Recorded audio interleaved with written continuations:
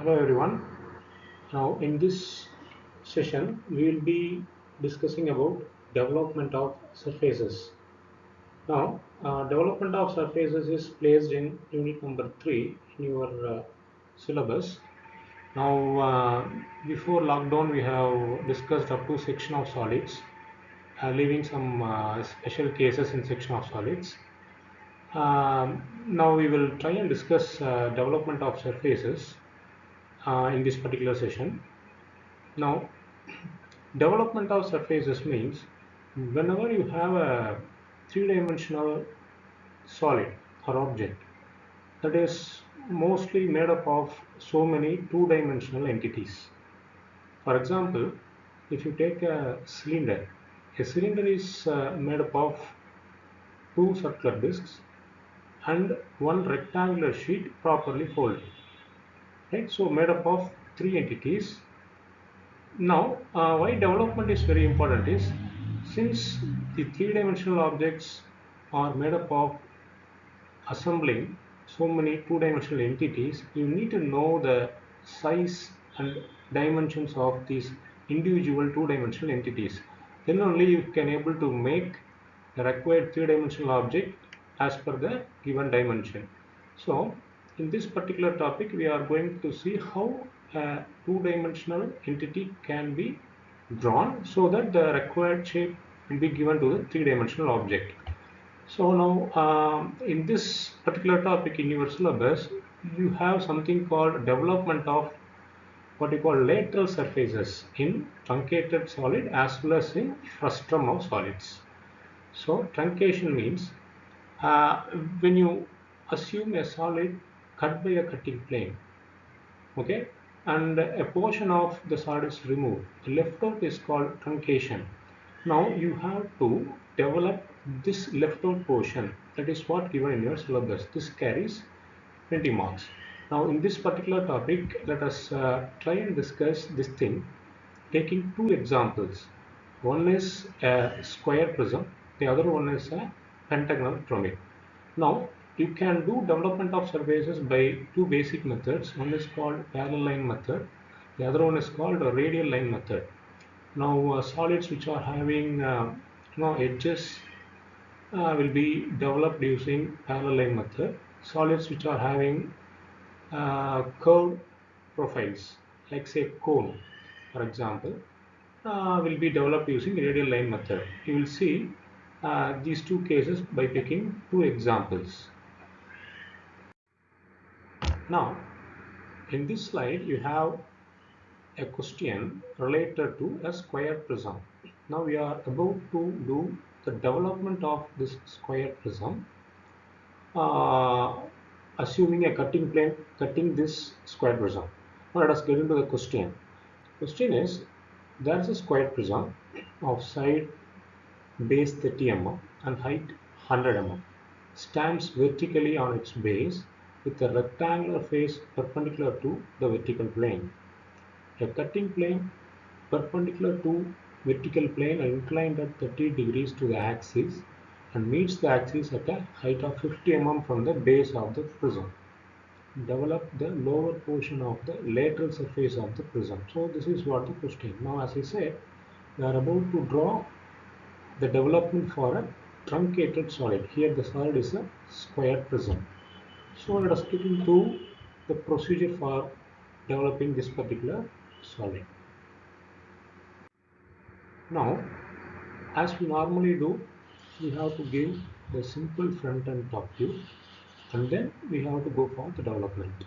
So first we draw the reference line, which is nothing but the intersection of the vertical plane and the horizontal plane. This you know, right? So in the question we have a square prism. So try to draw the top view of the square prism first. Now I have the top view of the square prism. So the dimension given is 30 mm of side length. So for a length of 30 mm side length, I have drawn a square prism. Remember, in this discussion, these are not to scale anyway. Now, once you complete the top view, go and do the front view. Height of the solid is 100 mm. So, and then to draw the axis line, and then you know that it is cut by a cutting plane which is at an angle of 30 degrees and meets the axis at a height of 50 mm. So here you can see now that the cutting plane is placed at a height of 50 mm. Now we have to do development for this particular portion. Okay, this particular portion, the left out, just anything just below the cutting plane need to be developed. Let us see the procedure for that. So what we have to do is, let us assume that this solid is cut all along one of the, say, vertical edges, and it is opened. If you can able to assume such a scenario, you can easily pick that this you will end up with four rectangular sheets. Okay, something like this, and then two squares, one at the top, one at the bottom. If you can able to unfold this particular solid, okay, assuming this as a hollow solid, you try to unfold. This is what the scenario you go on with. So now, as I said, you will end up with four rectangular, what you call sheets. Let us try to get those sheets. Okay. See, before that, of course, I have drawn a line here. So first rectangular sheet, second, third, and fourth. This you can easily imagine. Now, of course, you need to name the corners. So let us try and name the corners. So the top four corners are named as A, B, C, D. Bottom four corners are named as E, F, G, H. Similarly, you have to do the naming in the front view as well. Now, you come to the cutting plane. The cutting plane, when it passing through the solid, creates cut points, right? That you can easily imagine. There will be probably, I mean, of course, there will be four cutting points here in every vertical edge that you can easily see. There will be a cut point on the vertical edge AE, one on BF, one on CG, one on DH. So now I'm going to follow a specific order in naming this cut point, that is taking AE as the first line. This anti-clockwise direction I'm going to, in this anti-clockwise direction I'm going to do the naming. So you can see here now that I have named the cut points 1, 2, 3, 4, where 1 is on the line AE, 2 is on the line BF, 3 is on the line CG, and 4 is on the line DH. Okay, now once you get these cut points, we have to transfer the position of these cut points into the development. Now how to do that? Draw what you call parallel lines from every cut point. Incidentally, here this particular point is the representation for 1 and 4. This one is the representation for 2 and 3. So I have first drawn a parallel line, this yellow line. Okay, I think you can able to pick this yellow line parallel to the reference line. Similarly, I will draw one more yellow line parallel to the reference line, covering all the four rectangular sheets which I have just drawn. Now what this will go and give you is, now you will end up with transferring of these cut points into the developed surface, right? For example, one is at a height of say this much, okay, this much on the line AE. Now that will get transferred through this line. Same way the other points. So of course before that you start naming the what you call the corners in the development as well. So the scenario here is, if you can imagine AE as the lateral edge which is it's split and the solid is get unwind in the clockwise direction like this, you will end up with this what you call the spread, and watch out, the edge AE is come one more time here as well, because all along the AE you are doing the cutting. Now after naming these corners, I think this you can understand. After naming these corners, now you transfer the cut points.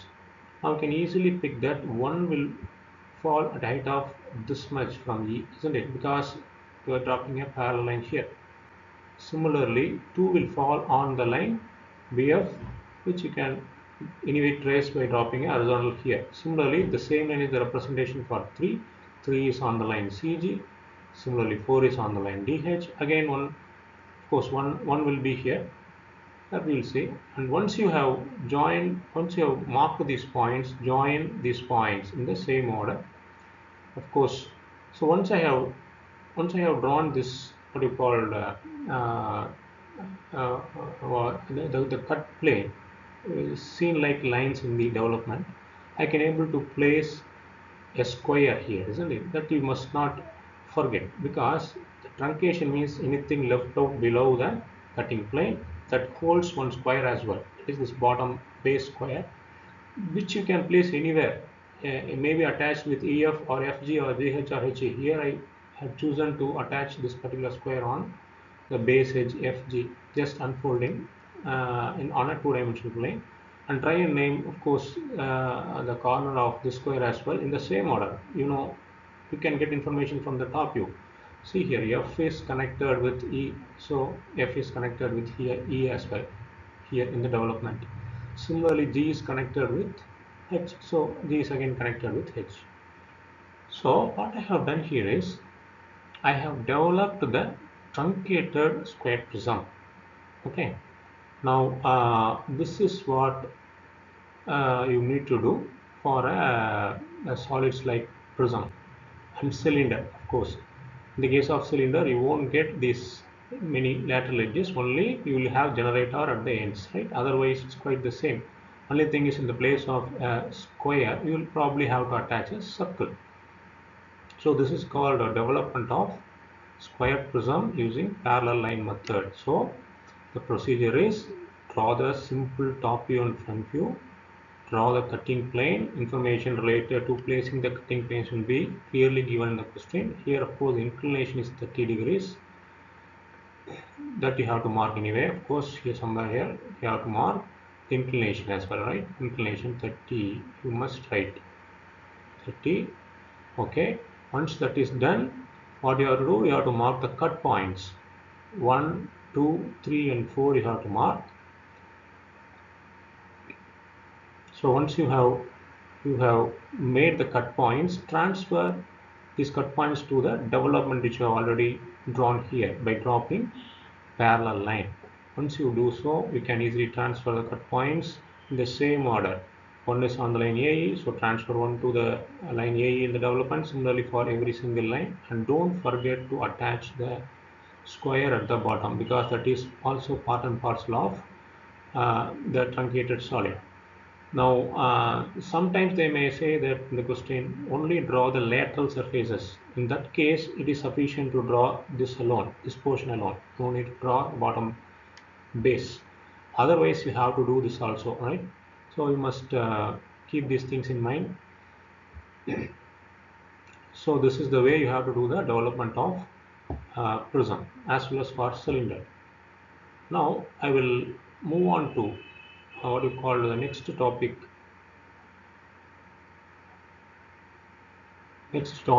called development of the pentagonal pyramid.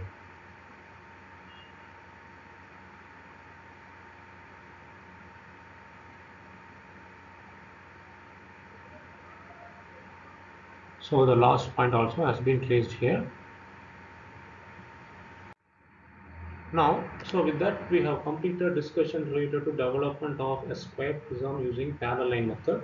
Now in this particular problem, instead of a square prism, we have a pentagonal pyramid.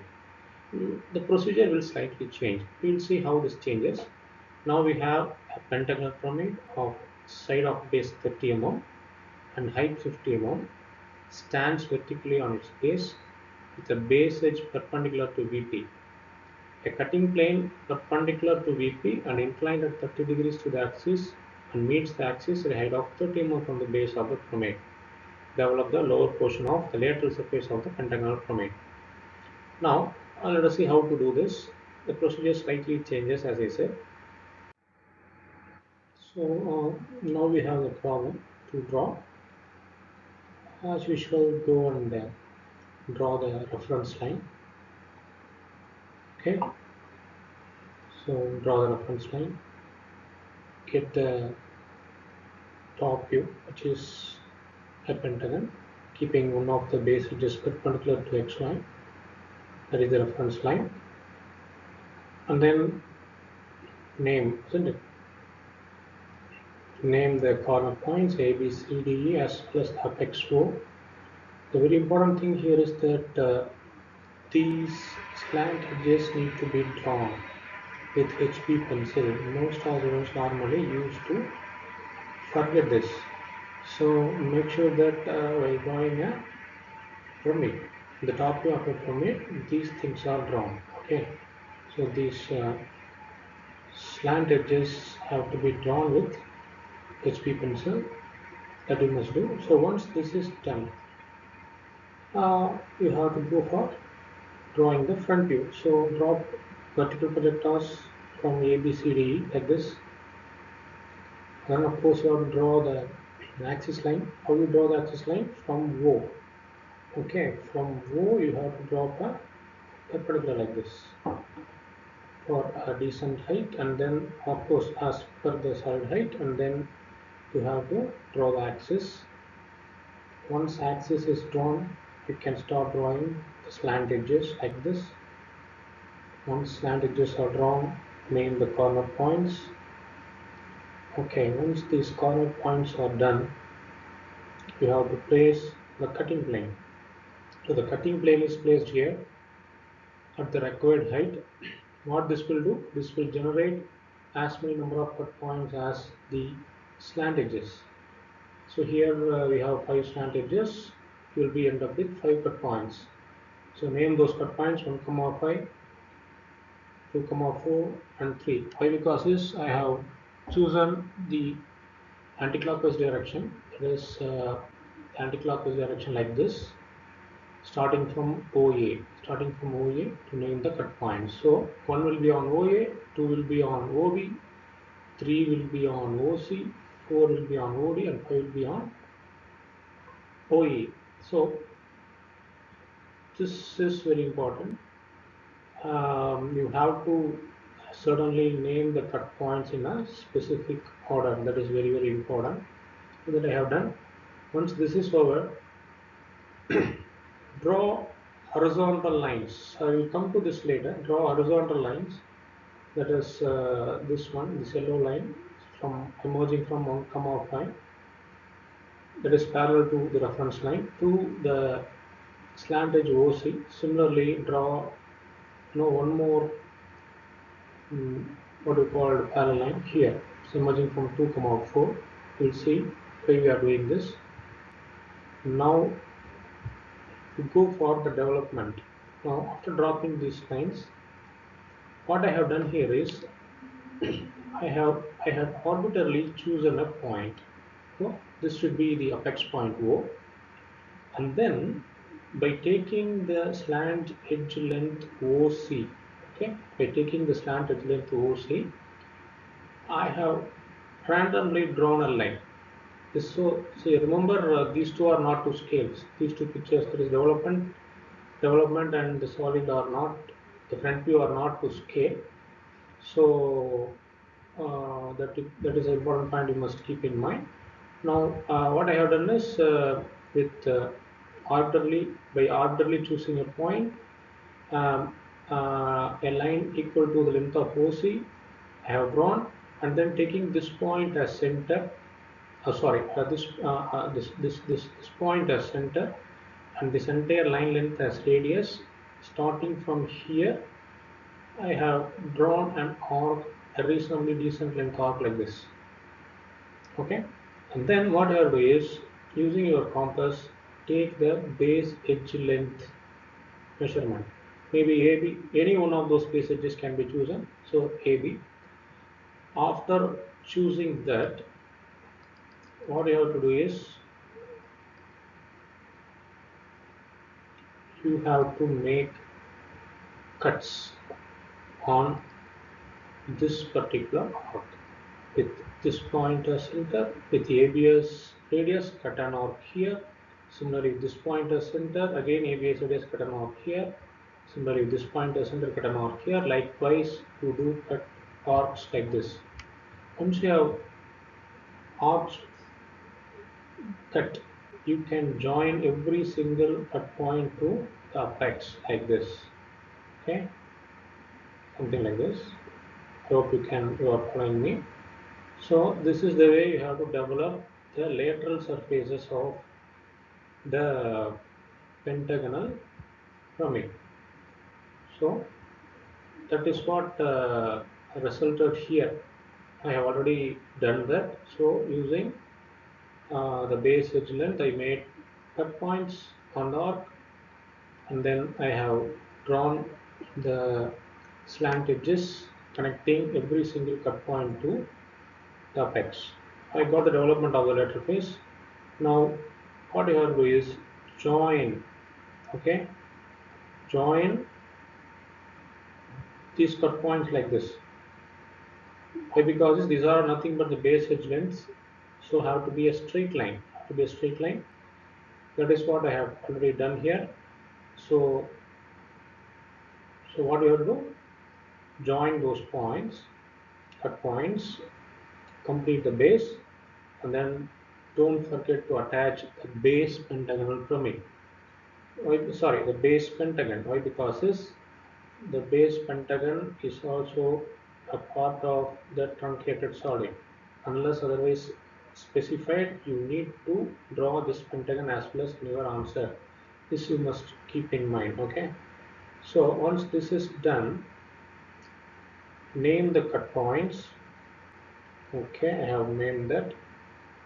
What now we have to do? We have to transfer what? We have to transfer these cut points to the development. So how you do that? Why in fact we are drawing this horizontal line, these yellow lines? Why? Because is we need to transfer the cut point to the true slant edge length. Unfortunately, in your front view, except OC, okay, except OC, the other slant edges are not giving the true shapes. So you should not make use of those slant edges which are not giving the true shape other than OC. So you are transferring the cut points to that particular slant edge which is giving the true shape to know the exact height, to know the exact height of these points 1 comma 5 as well as 2 comma 4. This is what you have to transfer to the this is what you have to transfer to the development. Okay, so keep these things in mind. Now what you have to do is you have to, okay, transfer. So to start with, I have made a cut. I have made a cut here, right? You can watch out. This is nothing but the length from O to. So this is the representation for this is representation for point 1 on OA. So from O to that particular point where this parallel from 1 meets OC, that you have to measure, and then you have to transfer here. Same way, okay, same way you have to transfer the cut points 2, 3, 4, 5. Cut points 2, 3, 4, 5 to the corresponding slant edges which are OB, OC, OD, OE. So what should for? So remember, I have just carefully watch. I have already made those transfers. You can easily see here. So likewise. So once you have transferred these cut points, you can join these cut points. Okay. So like this. So go and join these cut points. And of course, you have to name those cut points 1, 2, 3, 4, and 5. Last is also 1 because you are making the cut all along OA, so one will appear at 2 spots, that you must keep in mind. So this is over.